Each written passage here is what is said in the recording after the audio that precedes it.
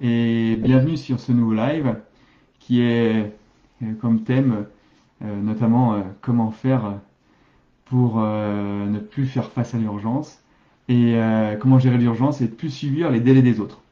Un live très intéressant. Juste en attendant, je regarde si tout est OK. Tout fonctionne bien sur mon petit écran de contrôle comme d'habitude. Et pendant ce temps-là, j'en profite pour dire aux personnes qui nous regardent en replay de bien noter hashtag replay et puis de bien se manifester, puis de donner les petits commentaires que vous pouvez indiquer par la suite. Voilà, tout est OK, tout est impeccable pour ce live un peu particulier sur cette urgence. Est-ce que je vois les petits commentaires? Si vous êtes là, n'hésitez pas à me mettre un petit commentaire, savoir qui est là et qui suit actuellement. Ça permettra de pouvoir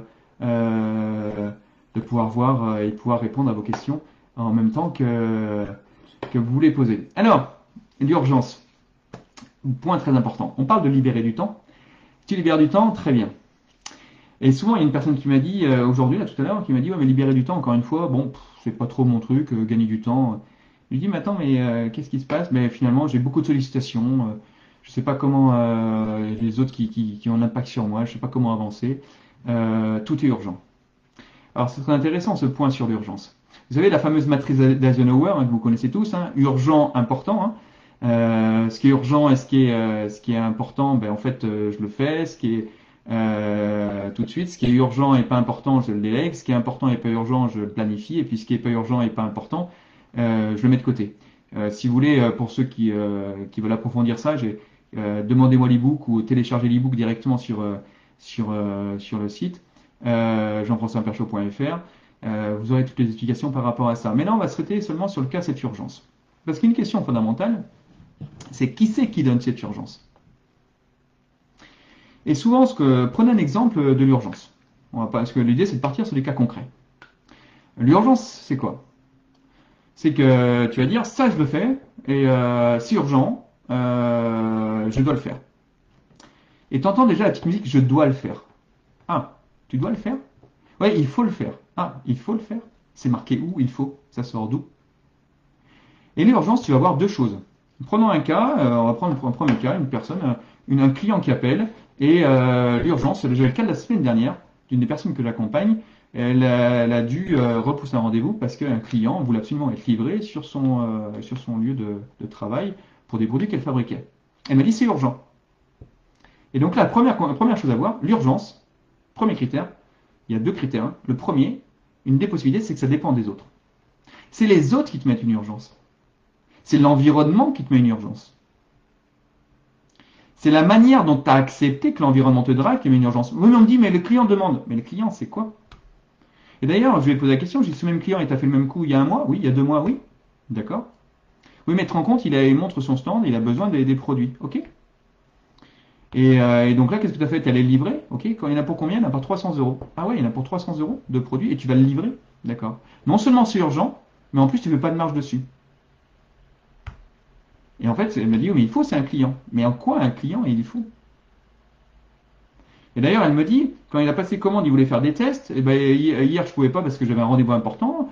C'est lui qui est venu. Ben, qu'est-ce qui empêche? Il te demande quelque chose. Et toi, pour toi, dans ta carte du monde, le client est là. Et ben, en fait, je lui fais ce qu'il demande. Et pourtant, c'est une personne, bon, elle a besoin de clients comme tout le monde. C'est pas quelqu'un qui se dit, si j'ai pas ce client-là, je perds du chiffre. Hein.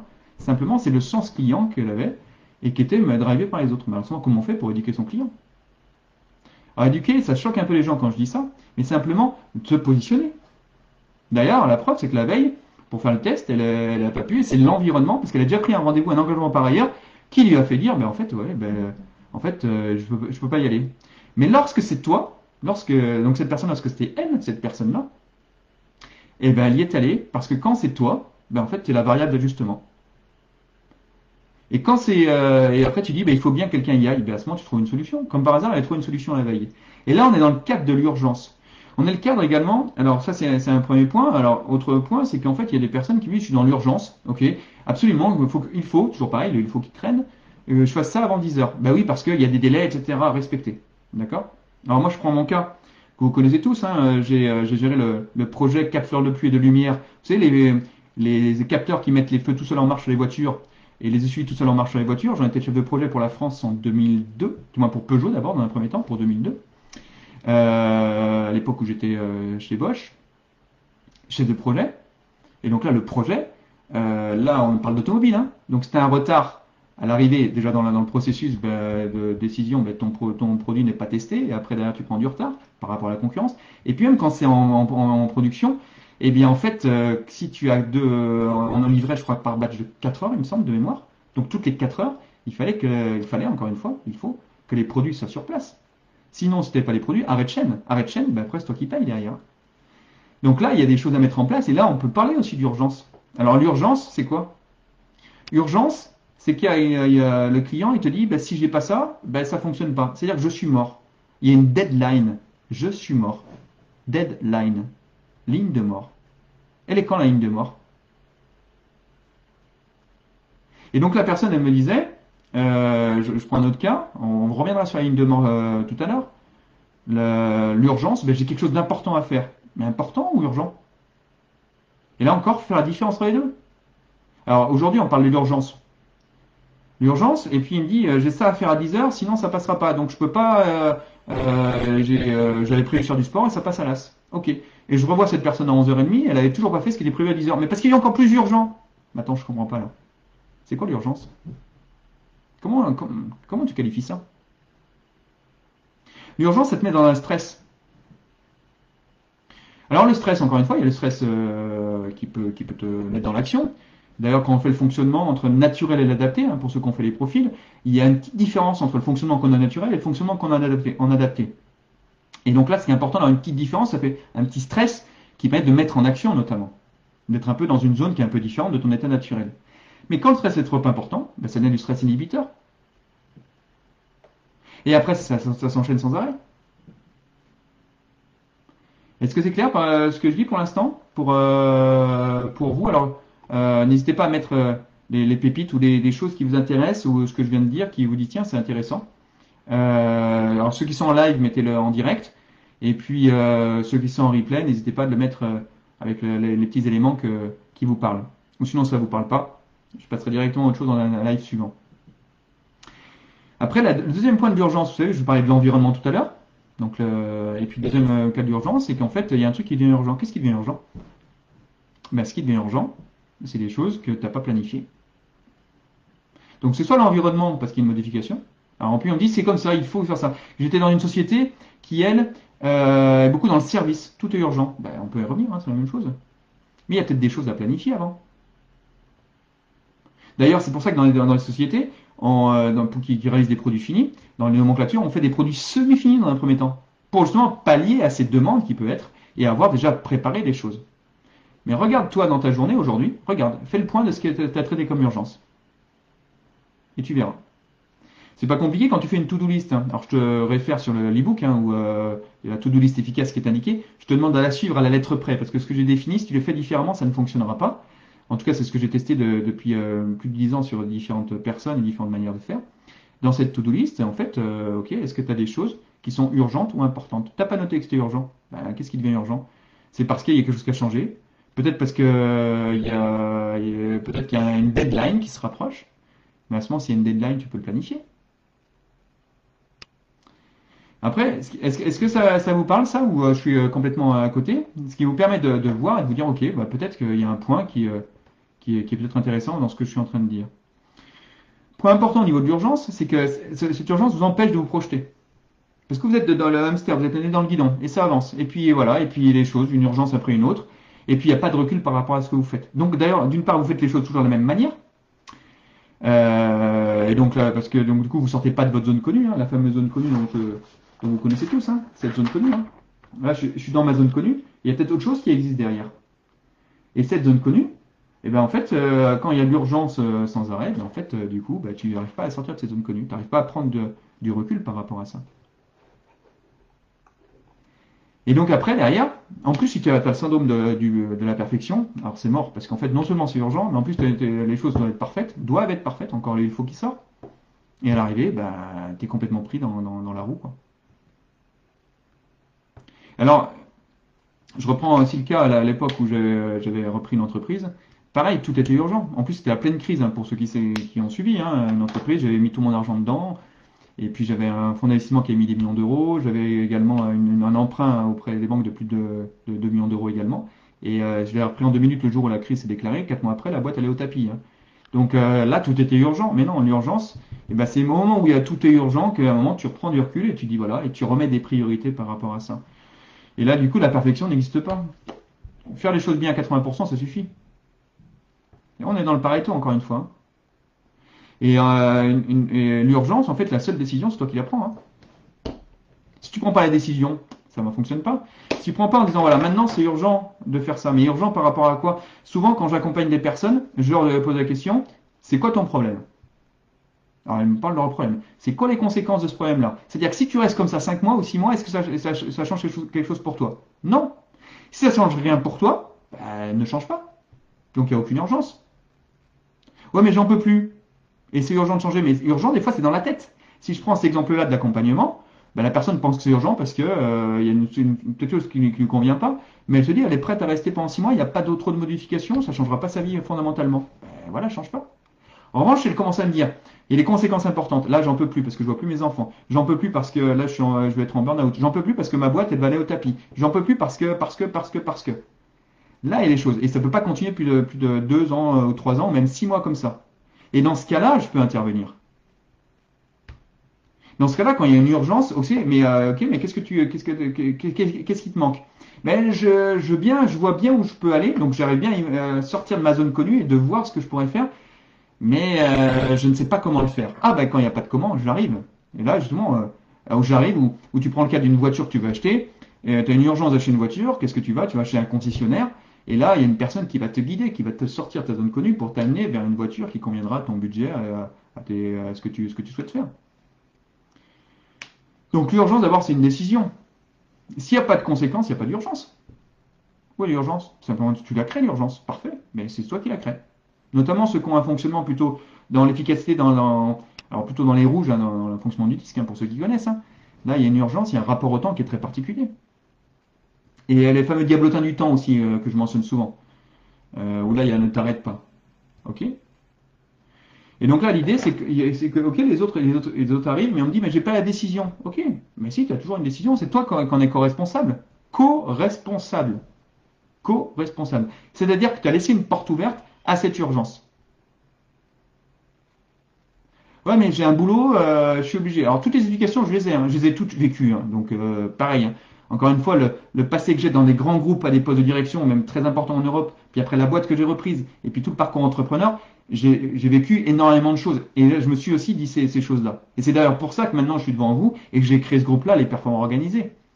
Justement, d'abord en premier temps, parce que les personnes me disaient, mais comment t'as fait toi? Donc c'est comme ça que j'ai raconté mon histoire. Et puis après, l'idée, c'est de pouvoir enrichir ça et d'accompagner beaucoup plus loin. Mais on me dit, c'est facile maintenant que t'es comme ça. Ben oui, c'est facile parce que j'ai pris une décision à ce moment-là. Regardez la to-do list que j'ai. La to-do list, j'ai peut-être une urgence dans la journée. Alors qu'avant, quand je me projette en 2009-2010, je pouvais avoir des urgences, j'en avais 10 ou 15 la journée. Alors il y a des personnes qui m'écoutent, qui me disent, ouais, ok, tu as un beau parleur, c'est bien, mais tu comprends pas ma situation. Ma situation est différente. Non, ta situation n'est pas différente. D'ailleurs, si tu penses ça, je te propose de qu'on prenne 15 minutes et qu'on échange ensemble. Prends 15 minutes, on mettra un lien dessous dans les commentaires pour ceux qui veulent prendre cet échange-là, pour pouvoir aller décortiquer un petit peu ça. Et si tu es prêt à pouvoir sortir de ta zone connue, hein, regarde ma méthode sur le site jean-françois-perchaud.fr. E égale MC2. M comme motivation. Si tu n'as pas la motivation, E, il fait qu'ester vos zéros. Donc M, motivation. Motivation, c'est prendre conscience que le bon sens ne suffit pas. Donc si tu ne prends pas conscience que le bon sens ne suffit pas, comment tu veux régler l'urgence? Comment tu le dis encore, c'est la faute des autres? Si tu n'arrives pas à te positionner par rapport aux autres, c'est quoi ton besoin? C'est quoi ton besoin? Si tu n'arrives pas à le dire, ok, ben alors après c'est toujours les autres, hein. Je ne sais pas si vous vous souvenez est-ce que je l'ai ici? Tu peux l'avoir là. Vous savez, ce fameux diagramme que je vous montre souvent sur l'environnement, hein, l'environnement qui vous pèse, hein. Eh bien, en fait, ce qui se passe, c'est que l'environnement, si vous ne mettez pas une barrière, c'est un peu compliqué. Je dis souvent, si tu ne t'occupes pas de l'environnement, il va s'occuper de toi. D'accord? Tu ne t'occupes pas de l'environnement, il va s'occuper de toi. Eh bien oui. Ben, en fait, la nature a horreur du vide, hein. Donc l'idée, c'est comment faire pour ne plus gérer justement cet impact des autres. C'est comment faire pour pouvoir enfin pouvoir se dire maintenant, très bien, les autres, les autres n'ont plus d'impact sur moi. Donc là, la première chose, encore une fois, c'est déjà de constater les choses et de se dire, ok, maintenant, qu'est-ce qui fait que je suis dans cette urgence? Prends un exemple, en même temps que tu m'écoutes, prends un exemple que tu as eu aujourd'hui d'urgence. Je te laisse quelques secondes pour te remémorer un exemple. Pour ceux qui regardent en replay, arrêtez la vidéo et prenez juste un exemple. D'accord? Donc prenez un point que vous avez aujourd'hui, quelque chose où vous dites, ouais, ça je suis dans cette urgence-là. Qu'est-ce qui a fait que j'étais dans cette urgence-là? Donc la première chose, c'est de se dire, ok, maintenant, très bien, je suis dans l'urgence. Maintenant, comment je fais pour en sortir? Comment je fais pour en sortir de cette urgence-là? Quel moyen je vais utiliser pour en sortir? Donc là, par exemple, tu as une action peut-être où tu t'es dit c'est urgent. Mais encore une fois, est-ce qu'il y a une deadline? Souvent, on me dit c'est urgent parce que j'ai une offre à rendre pour après-demain. Ben, c'est pas urgent. Ben, tu le planifies. Ouais, mais j'ai mon agenda qui est plein. Ben, en fait, tu réorganises ton agenda. Alors souvent, ça va en contradiction par rapport à ce que je dis souvent. L'agenda, on s'y tient, on ne bouge pas. Mais après, derrière, regarde ce que tu peux faire. Et donc après, tu n'es plus dans l'urgence. Si tu es dans l'urgence et que tu cours, ben en fait, l'environnement, en fait, il va te manger. Il va te manger. Et puis après, derrière, tu vas rentrer chez toi, tu vas avoir plein la tête. Ça va monter dans ta tête. Et après, tu auras une charge mentale importante. Regarde les conséquences que ça peut avoir. Là, j'étais en ligne en fin d'après-midi avec une personne qui est rentrée de son travail et qui, elle me dit, je prépare tout pour le lendemain. Comme ça, tout sera fait. Parce que j'arrive pas, dans ma journée, j'ai plein de choses, j'arrive pas à tout planifier. Ok. Mais à ce moment, on en revient au premier pilier de vie, l'intégrité. L'intégrité, c'est est-ce que j'ai une semaine de 10 heures, ou j'ai une journée de 10 heures, ou de 8 heures, et je planifie 11 heures. Est-ce que dans ta to-do list, tu as mis une durée des tâches que tu avais à faire? Tu l'as pas mis. Donc forcément, si tu mets pas, si tu prévois de faire une tâche le lendemain à 10 heures et qu'elle te dure 1 heure alors que tu as prévu une demi-heure, ben, finalement, à l'arrivée, ben, tu vas te retrouver, pareil, dans le hamster, tu vas courir après les choses, et puis une urgence va arriver, et puis c'est mort, quoi. Après, il y a plein de choses, hein. Alors, je vous la donnerai si vous voulez pour ceux qui sont intéressés, parce que les gens me disent il y a des imprévus. Ah, les imprévus. Alors ça, c'est le bien grand mot. Les imprévus. Ça, c'est intéressant. Justement, dans le programme de CSP, celui que je vous ai présenté la semaine dernière, j'ai toute une série de vidéos là-dessus, sur les imprévus. Parce que les imprévus, c'est quoi? Bah, c'est pas prévu. Ben ouais. Et comment je peux prévoir l'imprévu? Alors, ceux qui sont intéressés, et pour voir s'il y en a qui suivent, si vous souhaitez avoir des clés par rapport à l'imprévu, dites-le moi ou mettez-moi en message et je vous répondrai par rapport à ça. J'ai Léla qui me met, lorsqu'on te met dans l'urgence, tu deviens dans le rythme de quelqu'un d'autre avec tes valeurs subjectives. Oui, il y a plein de choses, Léla. Merci de ce commentaire-là. Lorsqu'on te met dans l'urgence, Léla, impeccable. Tu as vu, l'urgence, c'est quelqu'un d'autre qui te le met. Donc, c'est pas toi qui as mal planifié, jugement, qui n'a pas planifié suffisamment plutôt, c'est l'urgence. Tu deviens dans le rythme de quelqu'un d'autre. Effectivement, c'est quelqu'un qui te colle. Mais pourquoi? Est-ce que tu as le même projet de lui? Qu'est-ce qui fait que tu subis ça? Et une fois que tu as réfléchi à ça, tu dis, mais attends, mais l'urgence, et en plus, lui, il a une carte du monde. C'est sa carte du monde. C'est sa manière de voir les choses. Alors, au prix de quoi tu vas être dans sa carte du monde? Si tu dis le client, ben, je fais tout pour le client, mais oui, tu vas être dans la carte du monde des clients. Mais toi, tu es où par rapport à ça? Tu ne te positionnes pas. N'oublie pas que le client, il a besoin de toi comme tu as besoin de lui. Hein. C'est pas l'inverse. Hein. Urgent ou pas, les choses doivent mûrir, me dit Leïla de nouveau. Chaque chose en son temps. Oui, oui. Les choses doivent mûrir. En fait, ce qui est important, c'est juste reprenez l'exemple de la chose urgente que vous avez dans la journée et regardez qui c'est qui vous donne l'urgence. Regardez qui c'est que pour cette chose auquel tu as pensé, qui c'est qui donne l'urgence. Et puis une fois que tu as compris qui c'est qui donne l'urgence, ben après tu peux travailler dessus.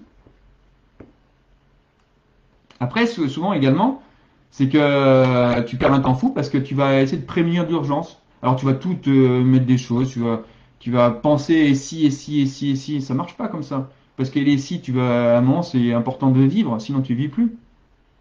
Ouais, mais si je fais pas ça, je vais être sous l'eau par rapport à telle ou telle chose. Mais d'abord, prends les choses comme elles viennent. Qu'est-ce qui fait que tu passes autant de temps sur un dossier?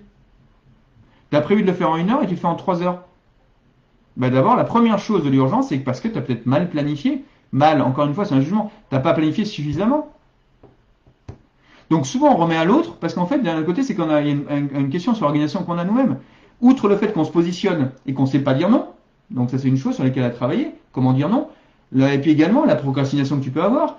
Tu procrastines et puis d'un coup, tout devient urgent. Donc là, je vous renvoie sur d'autres lives sur la procrastination, mais vraiment d'identifier ça, et puis après, forcément, c'est la faute des autres. Il y a certains fonctionnements qui sont champions du monde, de dire c'est la faute de, la faute de, la faute de. Moi, souvent, ce que je disais, c'est qu'à l'époque, il y a une quinzaine d'années, on me disait c'est soit la faute de la secrétaire, soit la faute de l'informatique. Alors maintenant, c'est plus la secrétaire, maintenant c'est l'assistante, mais peu importe. Mais c'est bon, les fautes des autres, à un moment, c'est quoi? C'est quoi? Comment t'assumes ça? Et c'est pas grave. C'est pas, si tu sais l'urgence, c'est dû à toi. Eh ben, juste, t'as observé ça. T'as regardé la porte que t'as pas fermée. Ok, tu le subis. Parce que maintenant, souvent, on me dit, ben, qu'est-ce que je fais avec ça? Ben, quand l'urgence qui tombe dessus, la vraie urgence, de toute façon, c'est ton fils qui est malade, ta femme qui est malade. Le reste, qu'est-ce que ça change de ta vie? Rien. Alors après, les gens me disent, mais si je gère pas, j'ai pas de commande. La commande est morte. Ok, donc on a une deadline. Et là, c'est un autre degré, donc d'urgence. Mais simplement, s'il n'y a pas de mort après, ça sert à rien. Pas d'urgence là-dessus. Et puis après, alors forcément, tu vas être le pompier. Tu vas pompier, donc tu vas aller sur tous les feux. Alors que finalement, peut-être qu'en ayant préparé le terrain pour pas qu'il y ait de feu, ça aurait été peut-être plus simple. Mais pour ça, c'est simplement se dire, ok, de prendre un peu de recul par rapport à ça. Si ça a besoin d'échanger là-dessus, il n'y a pas de souci. Je vois que le temps passe et qu'on a dépassé déjà le temps imparti pour notre live. J'aurais plein de choses à vous dire par rapport à ça. Ce sujet est immense, hein. Mais n'hésitez pas à venir en discuter, échanger. Encore une fois, et je suis très content parce que plusieurs personnes sont venues là, échanger là-dessus. Ça me permet aussi de vous connaître un peu mieux dans le groupe, ce que vous êtes, les problématiques que vous avez, les enjeux que vous avez. Et l'idée, encore une fois, c'est tout est lié à ça, hein. C'est-à-dire que également, j'avais tout un chapitre sur la délégation. Si tu délègues pas de manière efficace, ben, tout est urgent parce que tu fais un travail que tu n'es pas à faire. La délégation, c'est ce qui n'est pas ton fonctionnement que tu délègues, ce qui n'est pas ta valeur ajoutée. Et quand tu utilises des choses qui sont pas ta valeur ajoutée, ben après, tu fais des choses qui sont pas à toi de le faire. Et donc, du coup, il y a d'autres choses qui deviennent urgentes. Donc après, c'est vraiment une vision beaucoup plus globale à avoir, qui peut se faire de manière assez simple, mais juste à réfléchir. Les imprévus des idées. Merci Leïla. Ben, je répondrai à Leïla. Et si d'autres personnes sont intéressées, il y a des techniques très simples pour les imprévus. Leïla, c'est la seule, ben, je te répondrai en privé par rapport à ça. Si d'autres sont intéressés, n'hésitez pas à le mettre. Ça permettra d'abord de faire un petit buzz, un petit teasing et voir les personnes qui ont cette problématique-là. Parce que tu verras, c'est des choses assez simples. Alors, issu de mon expérience, qu'on n'apprend pas dans les cours, dans les formations, hein, ça je vous le garantis, hein. Voilà, c'est le terrain qui vous parle par rapport à ça, de manière à ce que vous puissiez avancer sur vos sujets et vos problématiques. Voilà, sur le thème de l'urgence, de l'environnement, est-ce qu'il y a des choses que vous gardez en tête avant de partir? Ceux qui sont en direct, si vous pouvez le mettre en pépite.